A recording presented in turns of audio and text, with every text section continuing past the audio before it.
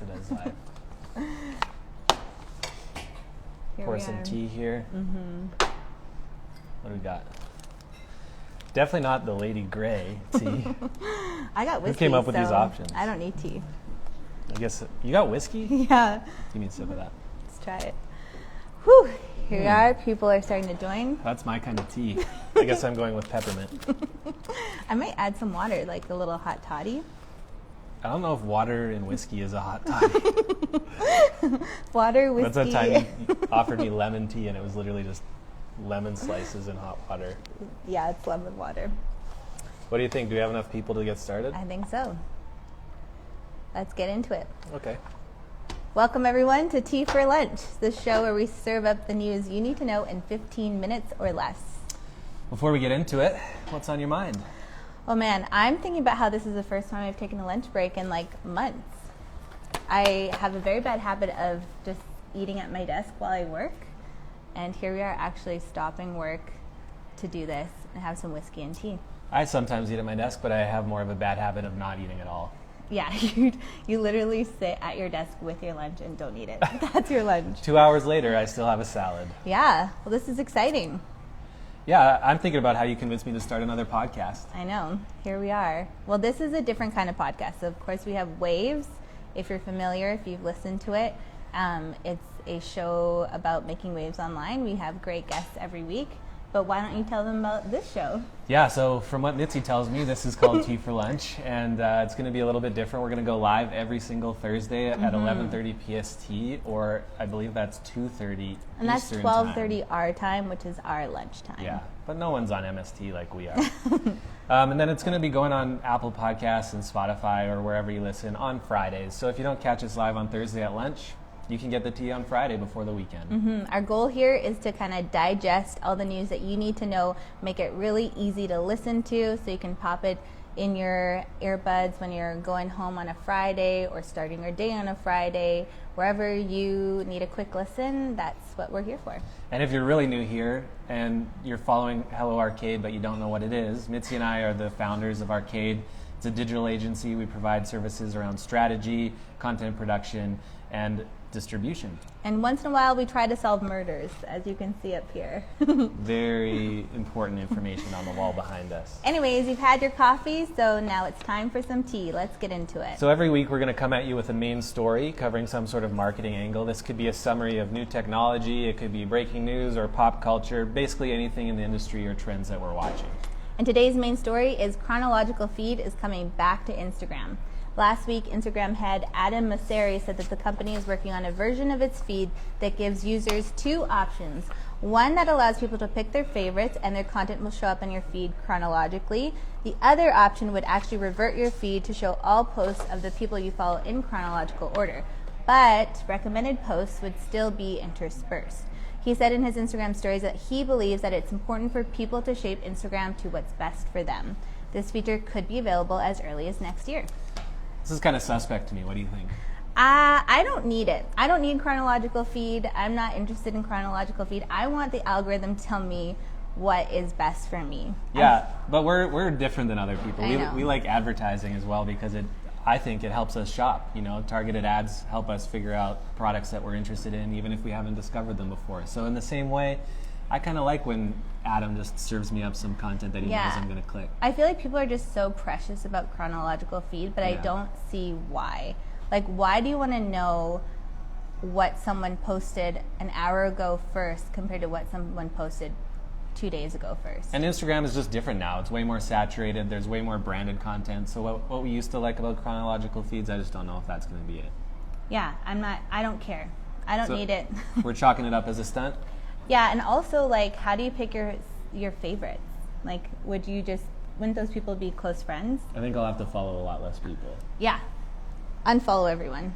Unfollow chronological feeds. And keep the algorithm the way it is. Okay, what's next? All right, next up, I'm going to take this opportunity to share some stories related to pop culture because we all know how important it is to know what's going on in the world, especially if your job is to create relevant memes. So I'm going to hit you with another story It's about pop culture and specifically Peloton. Kardashian. No, not today.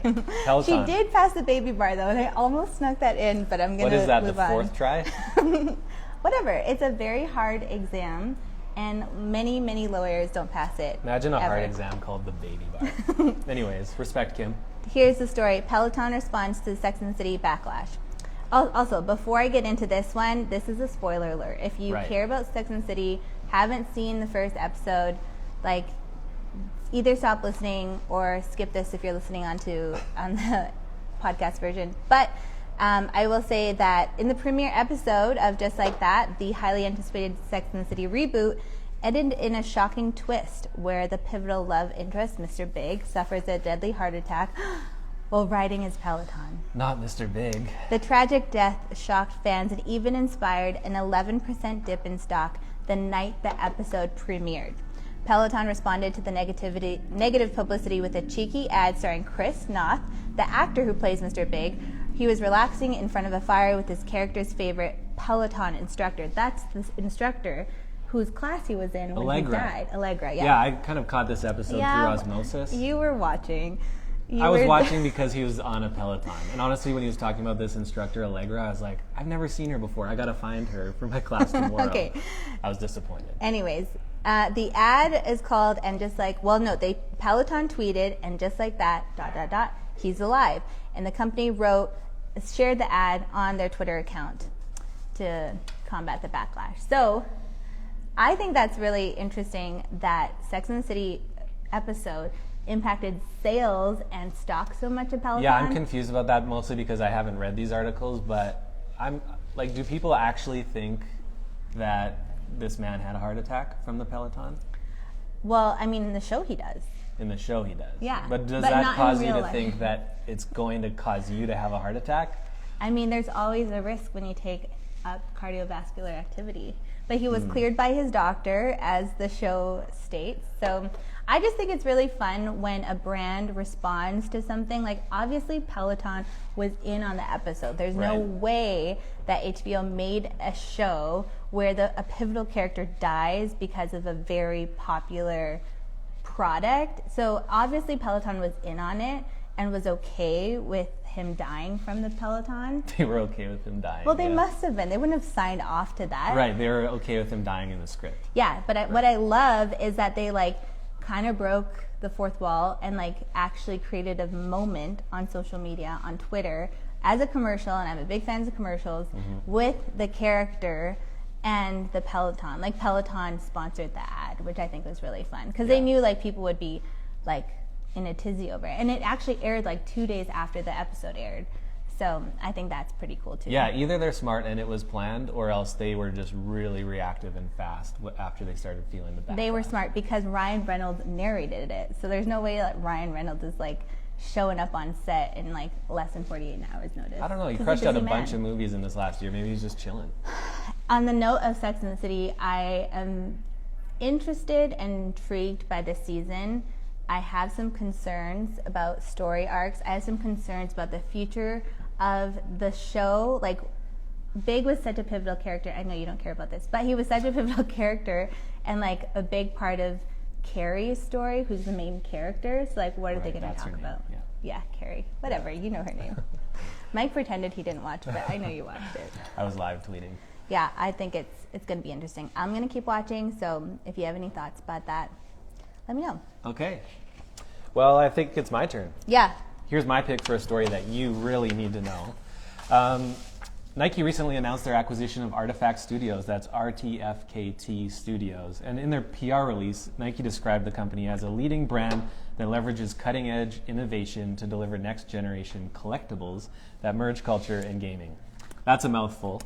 I'm drinking tea at the same time. I have no idea what that means. But the point is that this thing we've all been talking about that we don't understand, the Metaverse, is that much closer than it's ever been. So I'm sure that at this point everyone has seen Facebook's rebrand to Meta.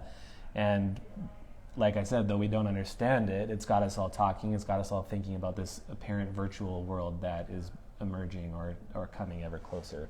So prior to this acquisition, Artifact had already been getting a lot of attention for their virtual sneakers. That's why I know who they are. And NFTs, which if you don't know what an NFT is, it stands for non-fungible token.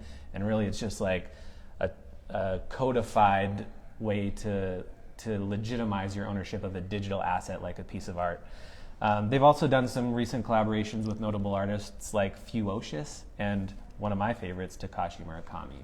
I'm so glad that I didn't have to explain what an NFT is on this show. Non-fungible token. Butchered it. I kind of know what it is. Yeah, we're actually trying to get a little bit more familiar with NFTs so that we can have some fun with it. Yeah, I already know that this is the beginning of me just kind of fading out into the background because the metaverse is something I just don't quite get. Yeah, but we're a digital agency, so we have to figure it out. Right.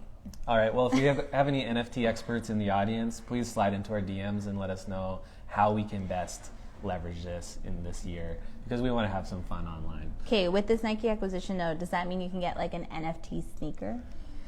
It doesn't necessarily have to be an NFT. I think it's more for these like digital universes that are happening. I think a easy example for everyone is something like Fortnite, where you can experience a virtual concert or actually like buy or like acquire sneakers or other accessories for your character in the game. And I think there's just going to be more types of virtual realities like that across different, not just gaming, but also social platforms. So say if I have like a metaverse, I can purchase a virtual pair of Air Force Ones through this thing? You won't have a metaverse. Oh. Saying metaverse is basically like saying the internet in the 70s. Oh. Like it's a really broad, almost ambiguous thing. But it's just a way of talking about a virtual world that's separate from our reality, where you can, I think, to your question, actually have virtual versions of popular sneakers or you could have this outfit, but a virtual version of it, and that's just like part of your character in this metaverse, so to speak. I feel like I'm not there yet until we have options to create like a virtual home and like decorate a virtual like space. Or like create virtual outfits. Like I was afraid you'd say that. Then I'm there. My ultimate fear is paying for all of those things twice. So we're going to maybe have to prioritize like some things virtually, some things in reality. Until that exists, I'm going to be an observer. All right. Anyways, is that all for today? I think those are the top 3 stories you need to hear. All right. Well, now that we've whet your palate, go eat something more substantial. Thanks for having us and joining us. Thanks. Gotta still end it.